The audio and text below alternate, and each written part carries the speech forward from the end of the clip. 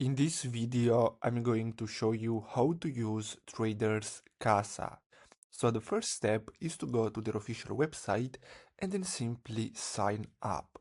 So basically we just have to create our account, which is completely free. So I'm going to enter my first and last name, then our email address, and then simply create a password. So with Traders Casa, we will be able to back test our trading strategy. So we can go to trades here, we can go to back test and click on new session.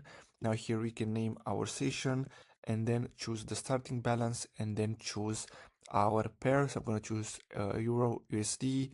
We're going to have to also pick a date and then click on save.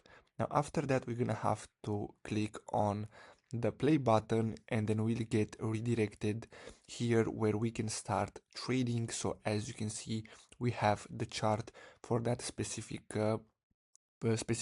date, and from here we can simply place trades. So as you can see, we can click on open position and here we can choose our entry price, the risk percentage, risk amount, and click on save.